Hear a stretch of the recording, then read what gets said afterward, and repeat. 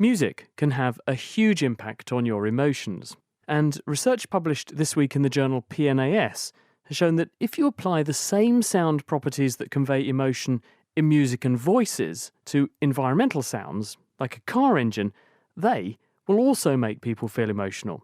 Daniel Bowling, a neuroscientist from the University of Vienna, who wasn't involved in the study itself, nonetheless explained how it works to Rosalind Davis.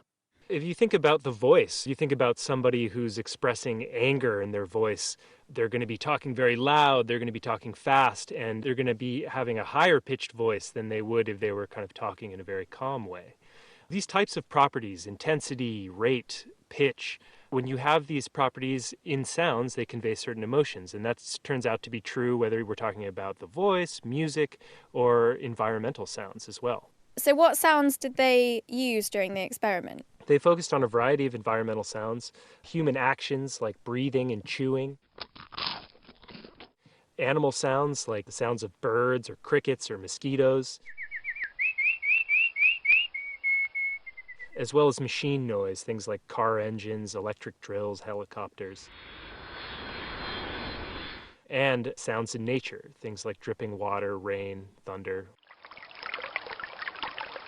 I guess the film industry use this all the time. Yeah, I think that's absolutely correct.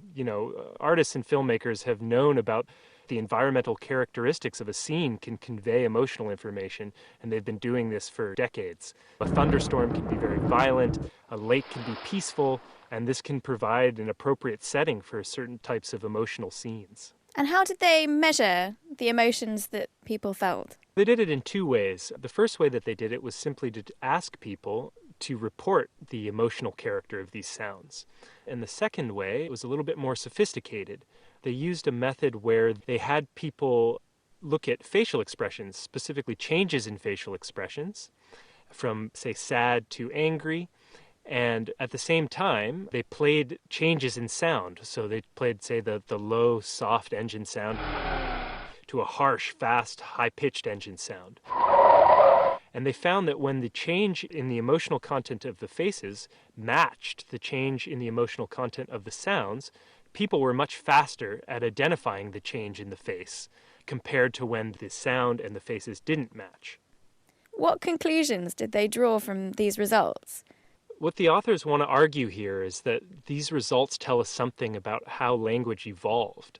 Specifically, they want to say that when our ancestors first started using the voice to communicate emotion, they did so by imitating what they had learned from the emotional character of environmental sounds. A plausible alternative is that the link between emotion and sound first developed actually in the voice. Think about the sound a tennis player makes when they hit the ball. These kind of grunts reflect the state of their body, the contraction of muscles and sudden bursts of energy. And the question is, are they mimicking the environmental sounds, or is this link somehow inherent in the way that vocal sounds are produced? Writing on this topic some 150 years ago, Darwin left both of these possibilities open. He argued that the roots of human vocal communication lie in both the bodily connection between emotion and the voice, as well as the imitation of environmental sounds. Despite these authors' best efforts to characterize this evidence as supporting one particular view over the other, we still don't really know exactly how the early stages of emotional communication in the voice evolved.